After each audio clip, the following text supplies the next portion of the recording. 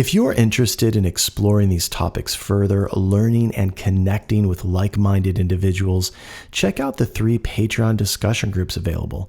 Just visit theinfinitesparkofbeing.com and click the participate button. I also offer a free meditation group online every Sunday evening at 8 p.m. Eastern.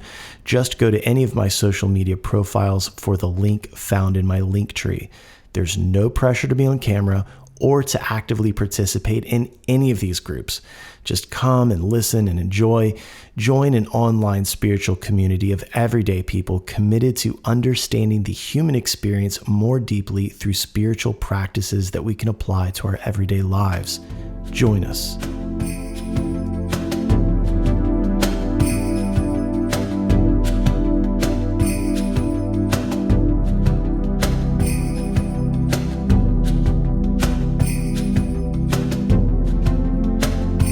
Welcome to the Infinite Spark of Being podcast. My name is Keith Welsh, and today we're going to look at the idea of the sacred, what that means, who decides, and how we incorporate more of it into our lives. You know, so often as we decide to take up a more spiritually focused life, we're faced with this longing for the sacred. We begin looking for a more authentic experience, or at least that's what we might say. But I tend to think it's a little deeper than that. I think that there is a lack of authenticity in our lives as Westerners. So once we begin diving into a spiritual path, making our lives more spiritually focused, as we get closer to our divine nature, the world just isn't palatable, at least as it once was. And since we're Westerners with a more is more way of thinking, we believe that, well, more is more when it comes to spiritual practice. I also believe that there is a deep longing in the soul that drives the human body to want to get closer to God, at least for some of us, based on where we are in our curriculum. I was once told by one of my teachers that when we feel drawn to a particular path, it's because we have a history with it. Our minds recognize it, so we go toward it as something familiar. And I've definitely experienced that. I mean, regardless of what I was engaged in, chanting Hare Krishna has always been a big part of my day. It's where my mind goes first, whether it's something good or something difficult. That mantra just turns on by itself. And remember, if you show up for the practice shows up for you. In fact, I remember the first time I put my hand in a japa bag and chanted. It was like a bunch of pieces fell into place. I was finally home.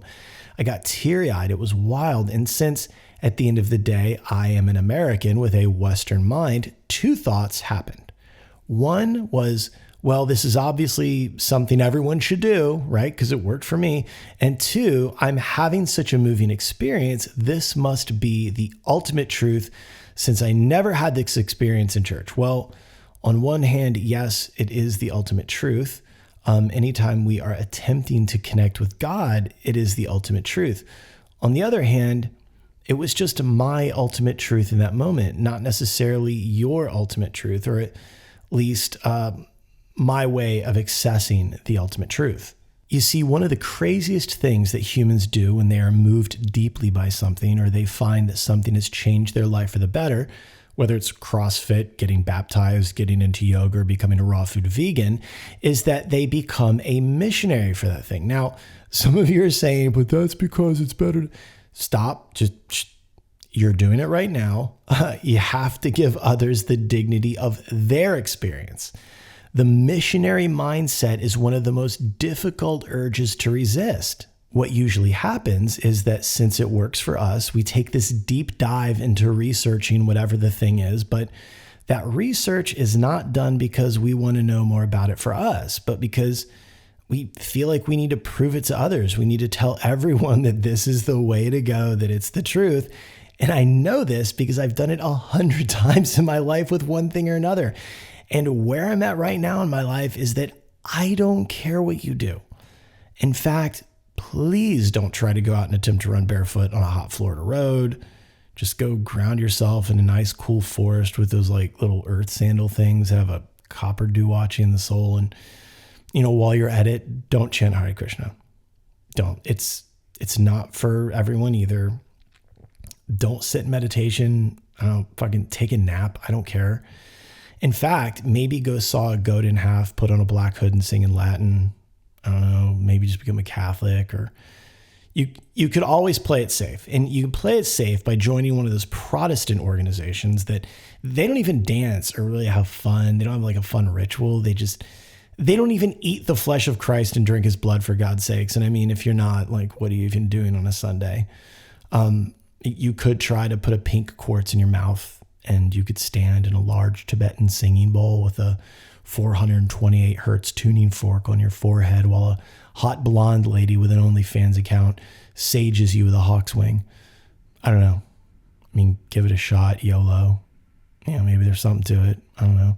I'm sure she is, in fact, a priestess shaman that can get rid of your opiate addiction, but only if you come to her karma cleansing workshop for a mere $400.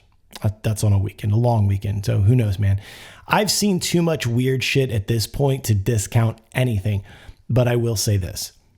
The path is long, and it gets steeper the deeper you go, and the more you learn, the more a sincere path will ask of you. It's going to ask a lot of you. So I don't know if one night of singing bowls is going to do anything, but shit, what do I know? Give it a try. I'm reminded of a quote from one of Carlos Castaneda's books. It was the first one, The Teachings of Don Juan, a Yaqui Indian Way of Knowledge. His shaman was a man named Don Juan Matus. And at one point, Matus says to Carlos, before you embark on a path, ask the question, does this path have a heart? If the answer is no, you will know it. And then you must choose another path. The trouble is that nobody asks the question. And when a man finally realizes that he has taken a path without a heart, the path is ready to kill him. This quote has a lot of layers, and that path could be the path of the material world. Might not even be spiritual. The path of manipulation in order to make ends meet in the world. It can be a lot of things, but it is in fact something you should be asking yourself. That path could be a career choice. Who knows? So here's the thing. We all go up this mountain, and there's a lot of paths we can take up this mountain. They all lead to the top, but you have to find the path for you, a path with heart. And as Krishna said, you can't do someone else's dharma. The problem is that while we're quote unquote seeking this path, we get lost. And where we get lost is the whole point of spirituality. We get lost because we're looking past something crucial. We are looking for our glasses while they're sitting on our nose, so to speak. Now, before I tell you what I believe we are looking past, let me say this. It is always good to have a qualified teacher, in person or not. It is always good to read the Vedas, the Puranas, the Upanishads, study Dharma, read the Bible, preferably the whole thing. These traditional paths and lineages are valuable. In fact, consider this. When we engage in mantra recitation, when we engage in ancient prayers and practices, we are dipping our toes into the same stream that millions have swam in, all with the same intention and desire as us. And that is a pretty amazing thing to think about. In fact, today, while you are reciting these things, it is very likely that others are chanting and reciting the same exact thing as you in that moment, all with the same reverence and motivation. That is so wild to think about. So you're not alone, and that is very special. Now, what I wanted to talk to you about today is the idea that our everyday lives can become sacred and holy if we work with the way in which we regard, understand, and interpret the life that we're living. We don't have to wait for someone to give us initiatory rites to a sacred ancient practice. I mean, think about this. If you've ever found yourself in nature, in a serene space, and felt that deep quiet, that's sacred. And we see that it's sacred in the way we respond when others mistreat that beautiful space. So what I believe we're looking past is our own ability to consecrate something. The word holy means dedicated or consecrated to God or a religious purpose, sacred. And consecrated means having been made or declared sacred, act as if. So you decide. You make it, whatever it is, you make it holy. At one point in my life, I was fortunate enough to find myself living in an area where I had access to a lot of spiritual communities and a lot of spiritual teachers, but not everyone has that. In fact, that's what the Infinite Spark of Being started out as. Trauma responses, anxiety, ruminating thinking, grief and loss, stress, these are all reoccurring patterns in the mind. They're often the result of reacting the same way over and over again. Why do we do this? Because the mind believes the past is still here, happening now, causing the nervous system to respond accordingly. What the mind perceives, the body feels. Mind Transformation and Restructuring, MTR, offers a pathway to release these patterns. It guides both the mind and the nervous system out of these repetitive cycles and into a lighter, freer way of being. If this resonates with you, feel free to reach out via direct message or through the contact section at theinfinitesparkofbeing.com. You don't have to live the way you've been living. Change is possible. It was a blog where I was sharing my experiences in the hopes that someone living somewhere else without access to what I had access to would be inspired and learn about things that they may have never thought of or have had a chance to ever even hear about. Maybe I'd have a perspective that they'd never heard of. Either way, I guess that's what I'm still doing. The point is, those experiences were very valuable. And if you have that chance or feel called to it, then go for it. However, like I said, we don't all have that access. Or, I mean, it might be that we're just overwhelmed with life in general, kids and jobs, whatever. But we can make this all a holy spiritual world. After all, this is the essence of the whole human birth. As misdirected and silly as it can be at times, but that's the beauty of spiritual practice. It doesn't rely on where you are or what you have access to. It's about intention and how you choose to engage with the tools and teachings available to you, no matter how simple they may seem. And speaking of tools, one thing I've noticed is how often people misunderstand the purpose of these tools, especially when it comes to things like a mala. One of my pet peeves, warranted or not, is the wearing of a mala as if it were a piece of jewelry or some kind of talisman. You want those beads to protect you, then chant. Don't wear them. Spend hours chanting. That's what they're for. It's not the beads that benefit you. It's their association with the mantra that elevates your consciousness and connects you to God. It's the mantra, the sacred sounds. I can't tell you how many times I've heard people say that they wear their mala so that it reminds them of this or that or keeps them connected. It's like, yeah, not the mantra, huh? Just the fucking beads. So that's what the beads are for, huh? It's like a lucky rabbit's foot. Well, if you think that's something, if you think the beads are something, you should give the whole practice a shot. I think you'll be pleasantly surprised. Look, if you don't treat something like it's holy, whether it's books, beads, or whatever, then why would they feel holy? Why would they benefit you? It's all a mirror. You will get back from the practice whatever you put into it. I mean, japa bags are a thing for a reason, right? You should always protect your beads, respect them, treat them as holy. Mine are Tulsi wood, so I treat them as the reincarnation of Tulsi Devi, who was thought to be an incarnation of Lakshmi and was also known as a devotee of Krishna named Vrinda. And some folks believe she's associated with Radha, Krishna's eternal consort. Now, if I just treat them like silly wood beads, how will they benefit me? What am I teaching my mind when it comes to my mala or my japa practice if I don't venerate my beads? So whatever it is, beads, photos, locations, people, whatever, you make it holy. It's you. You're the thing that's so special. It's your intention. It's your heart that's so powerful. It's not the church or the temple that's so powerful. It's your belief in the thing being said that's so powerful. We have a little puja space in our house. For some, it means nothing, right? they'd see it and not even care. However, for me, it's special. It's holy. We leave flowers on it, different knickknacks, anything that we feel is special. Everyone has had an item that is or was very special to them. And the only reason you didn't call it sacred or holy is because it wasn't one of these sanctioned items. It's like that episode I did on how loving those close to us becomes bhakti yoga, yoga of devotion. It's like, okay, if we're going to engage in the belief that God or source or whatever is omnipresent, then God doesn't stop just shy of the flowers on my puja table. And it doesn't stop just shy of one of those little brooches I have that belong to my mom, or her little hair clip that I added to my puja table. These things are all God. That walk you take at night, why can't that be sacred? Why can't that spot you go and sit and collect yourself be holy?